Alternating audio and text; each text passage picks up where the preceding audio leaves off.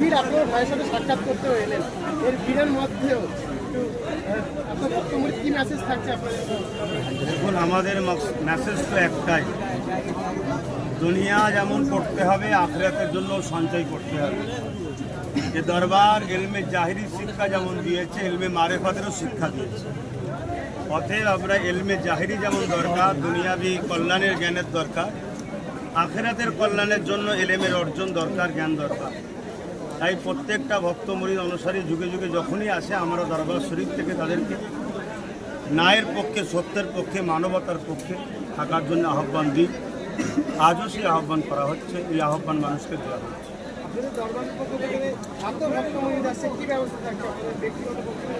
সবটাই ব্যক্তিগত। আমরা এত বছর ধরে ঐতিহাসিক রহমতুল্লাহ আলাইহির বাতাসা দিয়ে শুরু করেছিল। আজকে সেটা আমার আন্দাজ নাই যে কত হাজার হাজার হাঁড়ি রান্না হয় মেহমানদের জন্য, আমার আন্দাজের বাইরে। প্রত্যেকটা দরবার থেকে নিজস্বভাবে সারা বছর যারা আমাদেরকে মেহমানদারি করে, দাদা হুজুর এই 3 দিন মেহমানদের জন্য স্পেশাল মেহমানদারি করে গেছে। সেই সিলসিলা, সেই পরম্পরা আমরা আজও চালিয়ে যাচ্ছি। এবার রমজান মাস পড়েছে, ইফতার আছে, সেহরি আছে, সাথে সাথে আবার তারাবির নামাজের পর খাওয়া দাওয়ার ব্যবস্থা রয়েছে। সরকারি ব্যবস্থা নিয়ে কি বলবেন? সরকার তো আপনাদের এই ফুড ক্রাইস শরীফ উৎসবকে কেন্দ্র করে একটা টাকা বরাদ্দ করে, এবছরে 2,40 লাখ টাকা বরাদ্দ করেছে। দেখুন, সরকারের সহযোগিতা আমরা আশা করি না। আমরা চাই সরকার মানুষকে রুজি রুটি, স্বাস্থ্য, কর্মসংস্থানের ব্যবস্থা করুক। তাহলে সেই সরকারের জন্য দরবারের পক্ষ থেকে দোয়া থাকে। সরকার কিছু ভিক্ষাদি যদি মনে করে ফুরফুরা শরীফ পীর সাহেবদের কিনবে, এটা সরকারের ভুল ধারণা। হয়তো একজন দুজন কেউ খায়ের খা থাকতে পারে, তাদেরকে খুশি করার জন্য 2,40,00,000 টাকা পাঠাতে পারে, সেটা আলাদা বিষয়। হ্যাঁ, কিছু রাস্তায় লাইটিং করে দেয়, কিছু লাইট করে দেয়। সে এতদিন কি তাহলে হ্যাচাকবাতি জ্বালিয়ে আমরা করছিলাম নাকি? আমরাও তো লাইটের খরচ করছি। আমার দরবার এই যে ভাই দেখেন এত কিছু লাইটিং করেছে, একটু দেখান ঘুরিয়ে। সব ভাই নিজের মেহনতের পয়সা দিয়ে এই সব কিছু করেছে। মেহমান অতিথি আসবে তাদের জন্য থাকা, খাওয়া, লাইটের ব্যবস্থা সব আমরা নিজেরাই করি। ওরা দিলেও হবে, না দিলেও হবে। একদম সরকার দিলেও হবে, না দিলেও হবে, কোনো অসুবিধে নেই। আমাদের মেহমান যা আছে যথেষ্ট। আমরা সরকারের আশা করি না তো। তারপর দিচ্ছে রাস্তাঘাটে দিচ্ছে, যা পাচ্ছে করছে, করে দিয়ে না আমাদের চলবে, আমাদের অসুবিধে নেই। অন্য দেশের প্রধানমন্ত্রীকে খুশি করার জন্য নাচছে। আমরা যেটা জানি, সমাজে কিছু ভদ্রতার লেবাসে অর্থশালীরা নাচ দেখিয়ে নিজেদের খুশি করে, নিজেকে আনন্দ ফুর্তি করে। তো অন্য দেশের নেতারা আমার দেশের প্রধানমন্ত্রীকে নাচাচ্ছে বকলমে। এটা আমার দেশের জন্য লজ্জা।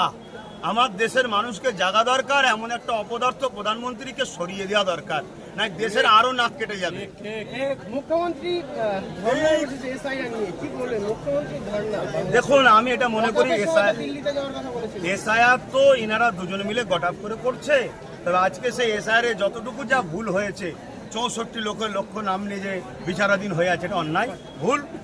তবে সেটাকে নিয়ে মুখ্যমন্ত্রী যেটা করছে, আমি মনে করি এটা শুধুমাত্র মানুষকে নাটক দেখিয়ে বোকা বানাবার ছাড়া অন্য কোনো কাজ নয়। যদি এটা নিয়ে লড়াই করতে হয়, এখনো সময় আছে।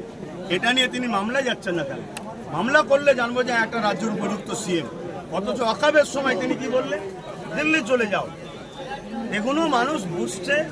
এনারা দিদি মোদি সবটাই পুরো দেশ রাজ্যকে শেষ করে দিচ্ছে। অনেকটা আতঙ্কে আছে এসআইআর নিয়ে। আপনাদের তো প্রচুর ভক্ত মুরিদ আছে, ফুরফুরা শরীফের ইসালে সওয়াব চলছে। কি মেসেজ থাকবে আপনাদের পক্ষ থেকে? না, আমরা যে মেসেজ আগে দিয়েছি, আমি আমার কথা বলছি এই বিষয়টা নিয়ে, যে মেসেজ আগে দিয়েছি আজও দিচ্ছি। দেখুন, আতঙ্ক করে নিজের জীবন তো ক্ষতি করে লাভ নাই। সমস্যা কি করে সমাধান করতে হবে তার জন্য প্রস্তুত নেন। সেই সমস্যা সমাধান করার জন্য আপনারা সবাই সংগঠিত হন, ঐক্যবদ্ধ হন। আর নওশাদ সিদ্দিকী আওয়াজ তুলেছে, আগে এই সমস্যা সমাধান হবে, তারপরে নির্বাচন হবে। সেই কথাতে কাঁধে কাঁধ মিলিয়ে সবাই সাথ দিয়ে আন্দোলন গড়ে তুলুন।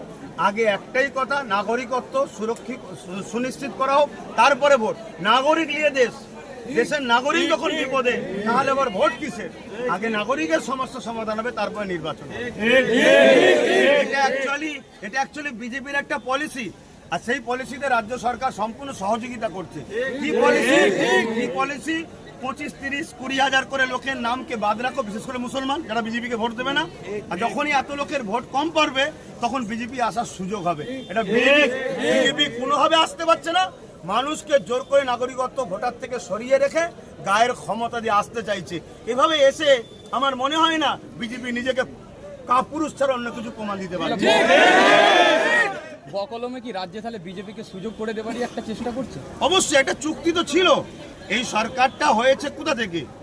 এই সরকারের লোকেরাও বলছে এবং বিজেপির লোকেরাও বলছে যে আমরা তৈরি করেছি টিএমসিকে, এবং টিএমসির অনেক নেতারা বলেছে যে বিজেপি সেই টিএমসি।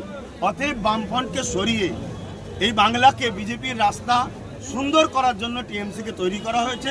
টিএমসি সেকুলার মুখ দেখিয়ে এসে আস্তে আস্তে আরএসএস এর বাগান তৈরি করেছে, বিজেপিকে আস্তে আস্তে ঢুকাচ্ছে। ঐক্যবদ্ধভাবে লড়াই হবে বামেদের সাথে আইএসএফ এর? সেটা যারা আইএসএফ এর নেতৃত্ব আছে তারা বলতে পারবে। আমি নাগরিক হিসেবে এই কথাগুলো আইএসএফ এর বললাম। প্রতিষ্ঠাতা হলো, আমি দায়িত্ব দিয়েছি। দায়িত্ব যখন কাউকে দিয়েছি তারা ম্যানেজমেন্ট করছে। ধন্যবাদ।